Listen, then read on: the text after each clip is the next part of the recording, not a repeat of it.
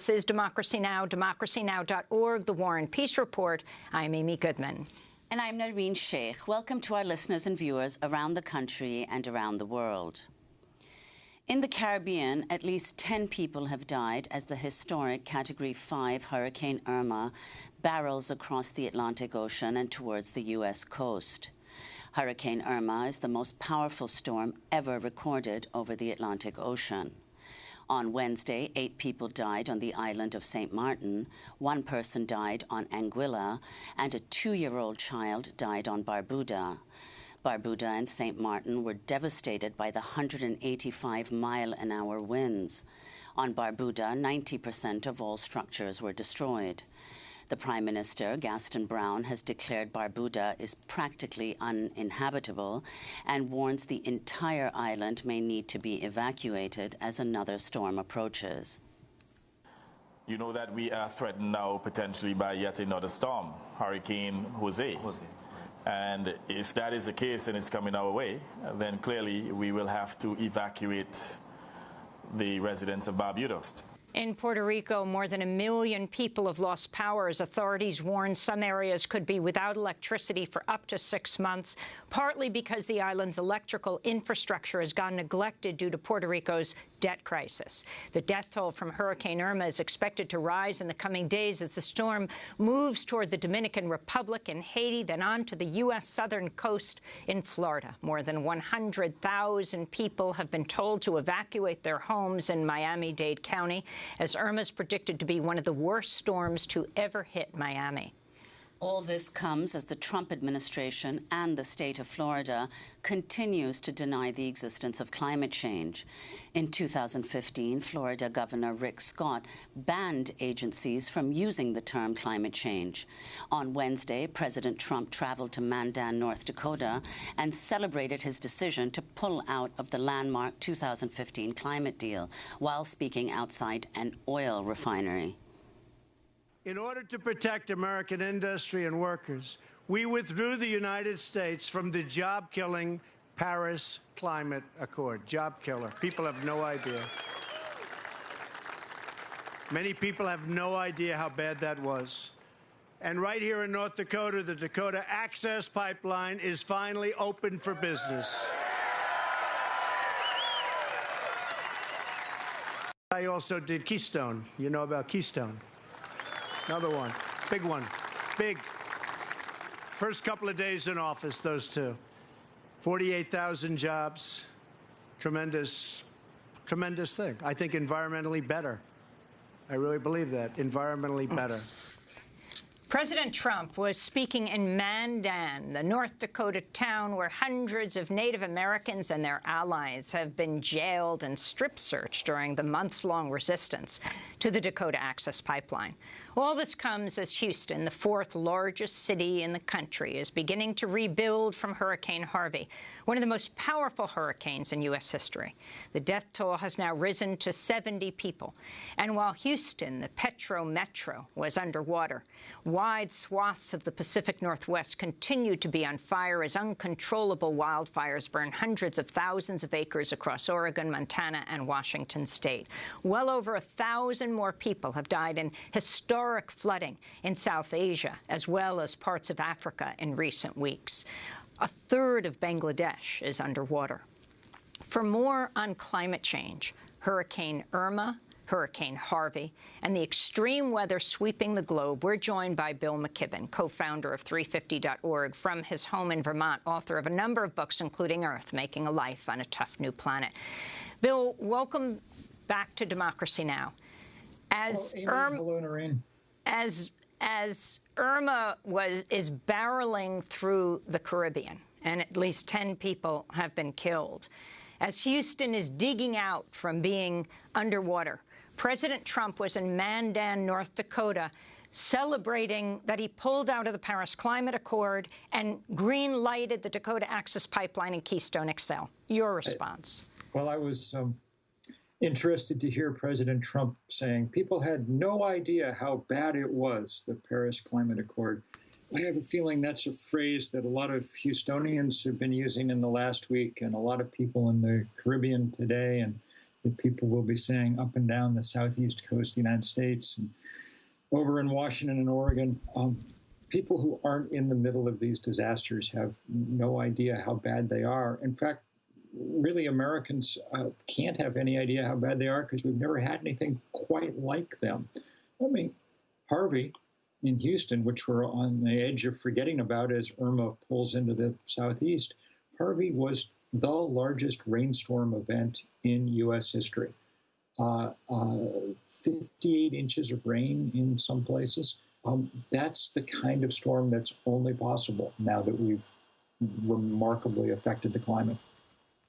Bill McKibben, can you also talk about, I mean, last week saw virtually unprecedented floods across South Asia as Bangladesh is 1/3 submerged underwater. Talk about how this has affected, these kinds of events have affected South Asia, other parts of the developing world, and small island developing states. Look, the way that water moves around the planet is now dramatically different. And the places that are going to feel it most often and worst and hardest are the poorest and most vulnerable places on the planet. A list that begins with Bangladesh and with the low-lying island states.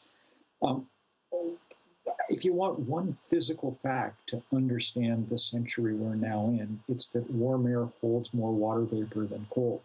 And so we have the possibility for storms that are of a different magnitude and scale than we have seen before. The extra warmth in the atmosphere does all kinds of other things too. So right now in the high plains of the U.S., in North Dakota and Montana, in the biggest wheat-growing belt of the country, we've got what the scientists are describing as a flash drought. It's been so hot and so arid that in the course of a month or two, without rain and with that heavy evaporation, farm fields have just dried up. Many farmers have nothing to harvest.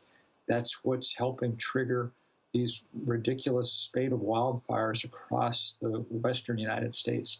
A fire so big yesterday that it managed to jump the Columbia River from Oregon into Washington. People in Oregon and Washington are reporting ash fall from the forest fires on a scale comparable to that what happened when Mount St. Helens erupted.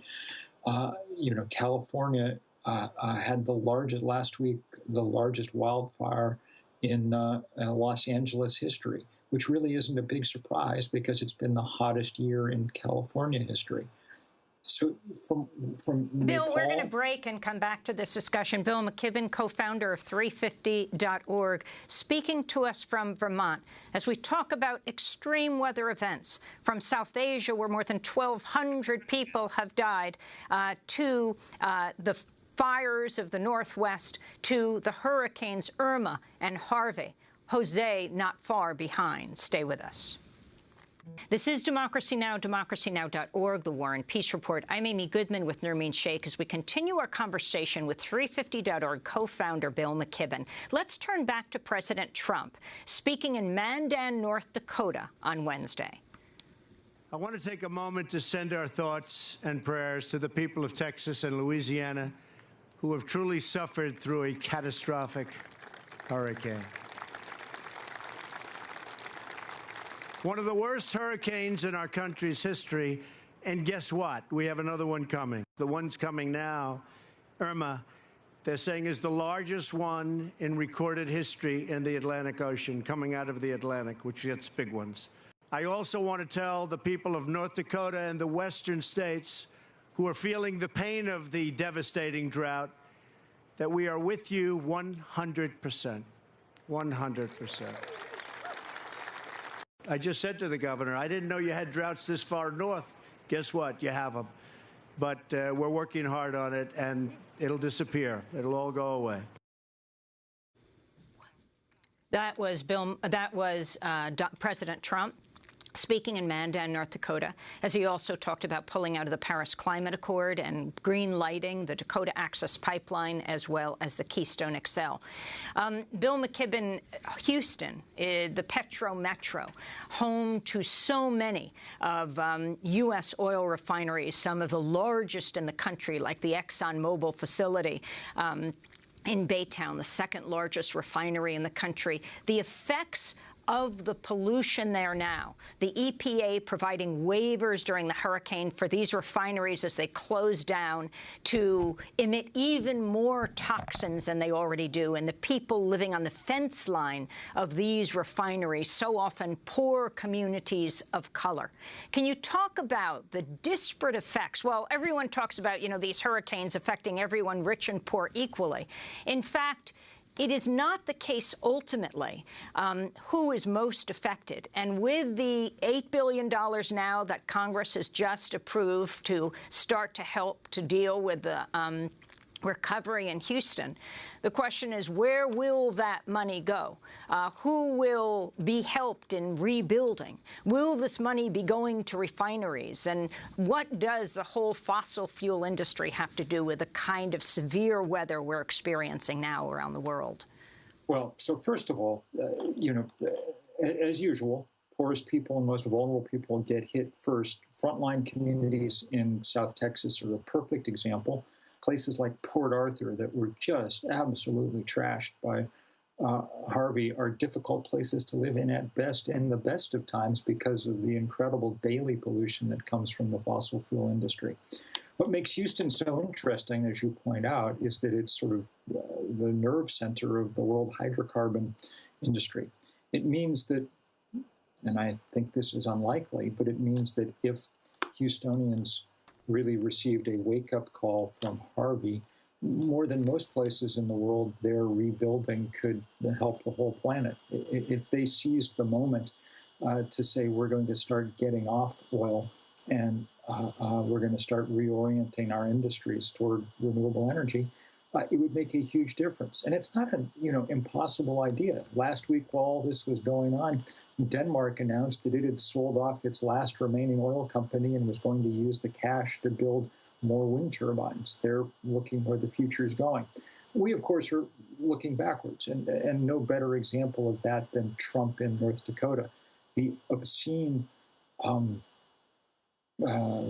party about the Dakota Access Pipeline, as archaic and dangerous a piece of technology as we've seen in this nation in a long time, coupled with his absurd promise that he's going to make the drought disappear in North Dakota.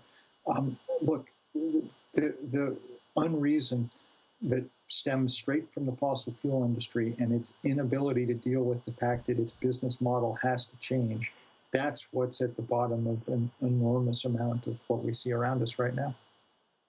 And finally, where the climate movement is now, speaking out and connecting these issues, like your group, 350.org.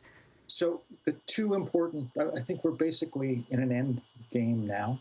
And the two points that we're trying to make, and we'll make over and over and over again all over the world with increasing success in most places except the United States, are, one, we're going to have it all in terms of renewable energy. We have to go to 100% renewable energy, and we have to do it fast. That's why Senator Sanders has introduced that bill at a national level, along with Senator Merkley.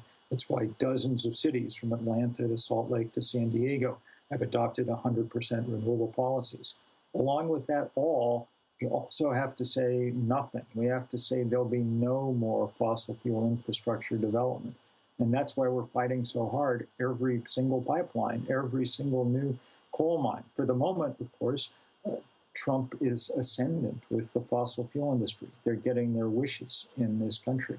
But like many things that Trump touches, I think that this is a last gasp. People will come to associate, are coming to associate the insanity of going full speed ahead into this greenhouse future with the most reckless and crazy president that we've ever had. Bill McKibben, I want to thank you for being with us, co-founder of 350.org, a number of his books out, including the last one, Earth, Making a Life on a Tough New Planet. This is Democracy Now!, democracynow.org, The War and Peace Report. I'm Amy Goodman with Nermeen Sheikh.